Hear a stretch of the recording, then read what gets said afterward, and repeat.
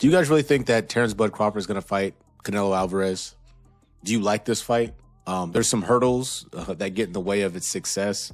This is your boy JG. This is the Punch Report. In this video, I'm just going to do a light overview of the now highly rumored bout, Canelo Alvarez, Terence Bud Crawford at 168 pounds. First and foremost, like, subscribe, hit that bell icon to be notified when the latest and greatest drops from this channel. Canelo Alvarez is supposed to be fighting in May. Early May, Cinco de Mayo, May and September, the Canelo dates. As far as I can tell or know, Bud Crawford doesn't have anything on the docket. And if the rumors prove to be true, he will be on the shelf since the Madrimov fight, going into the Canelo fight, jumping up from, I would say, 147, 154 at one fight at 154 doesn't tell me that, oh, you know, you've acclimated and moved up. If he moves to 168, no rehydration clause, Canelo with all A-side leverage, he's moving from 47, in my opinion, to 168 pounds to compete with Canelo Alvarez. I don't know if you can tell by the sound of my voice, but that's not a great idea. Shout out to Bud Crawford. I asked the questions initially because I got to know if people are really checking for this fight. Now, with that question being said, leave your comments in the comment section. I'm going to give you just a really high-level brief breakdown of how I could see this fight potentially playing out and some of the really obvious things that aren't being addressed when discussing this potential bout that can prove to be problematic for both fighters. Number one with the bullet, there are weight classes for a reason. I think that we have too many examples in the sport of boxing of individuals who jump weight classes, who want to do what they want to do and dare to be great, get knocked out, stop, have their career be ruined and messed up. I'm not saying that's the case for Bud Crawford, but if we look at these two combatants and we're really, really honest, I'm seeing a lot of things in chatter, especially from Bud fans. And Bud fans and I have a unique relationship, but I think fair is fair. Bud Crawford is one of the best 3-4 fighters on planet Earth today. Twice undisputed, a beautiful finisher, dynamic style. And when he's highly motivated, you know, he's a tough out. He's tough to beat. The reality of the situation is the tough out or the opposition that we're talking about is Canelo Alvarez. I want to examine for a moment the move up to 154 that Bud Crawford, you know, put himself through. Defeated Errol Spence Jr. in spectacular fashion.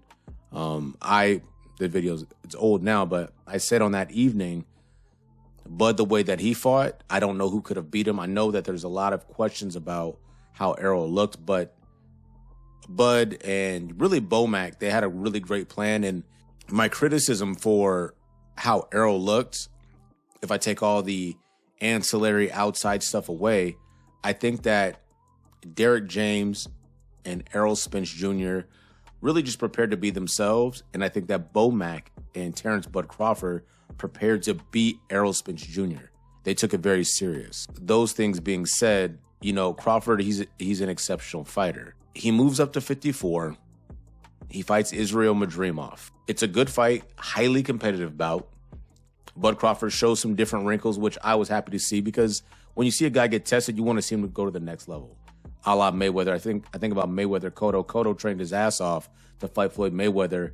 Back half of that fight, Mayweather, he had to show some different things, and he pressed Cotto, almost got the stoppage in the 11th, and it was one of the best Mayweather performances I've seen, that I had seen up until that point. But I want to really focus on the weight issue. You go to 54, Madrimov is a good guy. Madrimov has good size for that division. You go the distance. It's a decision victory. Nobody gets dropped. Nobody gets hurt. It's not even close. This is something that has to be taken serious as you consider fighting a guy like Canelo Alvarez. He's a champion at 168 pounds. He's competed at 175. Once against Kovalev, once against Bivol. He stopped Kovalev. Some say Kovalev was watched, but he stopped him. Dmitry Bivol really put a beating on Canelo Alvarez. Dmitry Bivol is much bigger, has a different fighting style than the Terence Bud Crawford. One of the things that I don't hear a lot of conversation about is Canelo Alvarez versus Edgar Berlanga. This fight took place at 168 pounds for Canelo's belt. I don't know if you guys know this about Edgar Berlanga. He walks around huge, like plus 210. He's a big guy. Canelo Alvarez is really able to set him up, knock him down, and put him on his butt. Additionally, in that fight, he looked very fast. He looked fluid. He looked lighter on his feet. And I only bring this up because Canelo's looked flat-footed and a little slow to the 8, despite continuing to rack up victories. He looked good in that bout. So the prospect of Terence Bud Crawford moving up to 168 pounds with the inability to hurt or drop Madrimov will somehow generate enough power in a division he's never been in to knock out Canelo Alvarez, because the Bud fans are very, very tribalistic. They believe that he can knock out like a Mack truck doing like 50 coming toward him. And I think belief in a fighter that you appreciate watching is a good thing. But I think about it from this perspective as well. You have David Morrell Jr., who campaigns against the Kurachuk dude, whatever his name was, the fight before the Benavidez fight. And it goes a distance, and he arguably loses like 4 or 5 of the last like several rounds in that bout. And I'm supposed to believe that he's going to go off that performance at 175 and then knock out David Benavidez, a guy who's been dropped one time off of a balance issue and has never really been hurt or buzzed for real. And now he's going to be knocked out bad by a guy who could knock out the last guy he fought at 175, whose name I could barely pronounce, like I mentioned before. The weight classes make a difference. And I haven't talked about a jab, defense, power punch. I haven't mentioned any of these things. And I will. I'll do a full breakdown with film study video. You guys know how I do. Check the channel. I will cover all those bases. The reason why I bring up the predictions that were made for the Benavidez bout versus David Morrell is, and I said this 2 videos ago, I think a lot of those responses are emotional in nature. You just want to see Benavidez lose. You just need that. So that's what you check for, and you say wild shit on the internet. But there's enough evidence and information and film available, history available, to let you know that that wasn't likely. I picked Benavidez to win by late stoppage or unanimous decision, because I just couldn't see how Morrell's going to go up and knock out a dude who you can't even really hurt like that. When have you seen Canelo Alvarez be hurt or buzzed or put on his butt or dropped or put in a legitimate precarious situation, besides getting flat outboxed by Floyd and then outboxed and kind of punched up by Dimitri Bivol, but he was never in trouble like that. And so now what Bud fans and some boxing analysts want me to believe is that Terence Bud Crawford is going to move up essentially 3 divisions and stop Canelo Alvarez because he's Bud Crawford. That on its face doesn't make sense. And I'm willing to entertain the avenues where Bud Crawford can go and get a victory. I'm not saying it's outside the realm of possibility. Just like I said, it wasn't outside of the realm of possibility that David Morrell could get a stoppage, but I just said it wasn't highly likely. It was more likely that the evidence put forth by both fighters in previous performances would bear some level of truth in the outcome of that particular bout. That's a reality of the situation. No doubt about that. Bud Crawford coming up to 68, no rehydrations, no weight stipulations, Canelo with A-side leverage. This is beyond a tall order. This is beyond a tough task. Quite honestly, as I look at it from a Bud Crawford perspective, he is in a position to only win. How so? Because if the rumors are true and there are little to no stipulations and Canelo's demands will be met, Bud Crawford's going to get a dumbass check, a crazy check. He will not fight beyond this fight. If he loses to Canelo bad, he won't fight. If he wins dramatically, he won't fight. It's over. And I think he and his team, speculating, have committed to this idea. They will walk away. I dared to be great. I went up 18 divisions, got brutalized by Canelo Alvarez. The check was 27, 30 million, and I'm done. My family's secure. My legacy's been set. I'm twice undisputed. I'm good.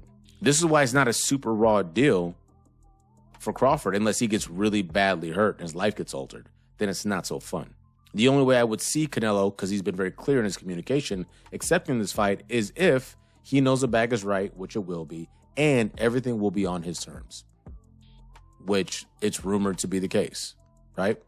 And like I mentioned before, I will do film study. I will break it down. I will do strengths and weaknesses. But let's just live in this reality for just a moment. And please, don't be hesitant to put your thoughts, comments, your disagreements in that comment section. A fighter moves up from 47 after a sensational performance against Errol Spence Jr.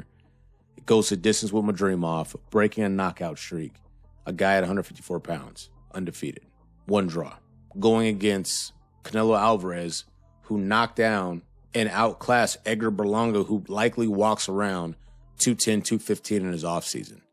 Coming down to 168 to compete. Canelo Alvarez never buzzed, never hurt in any real way.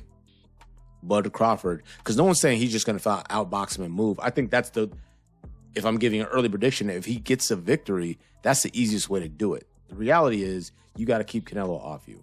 And it's hard to just outbox a guy that you can't keep off. But that's another comment for another video. All I really want is fans to be honest about how they're assessing these fights. I don't see any issue with enjoying a fighter, celebrating a fighter. Damn, Bud, he did this. Yo, he cooked Errol twice, undisputed. He's a monster. This is true. Fantastic finisher. I'm not disputing any of this. If this fight is to really come to fruition, I think there are legitimate hurdles. We need to be really objective in our assessment of these fighters and potential outcomes. Because it just sounded really wild out here. Y'all sound crazy as fuck.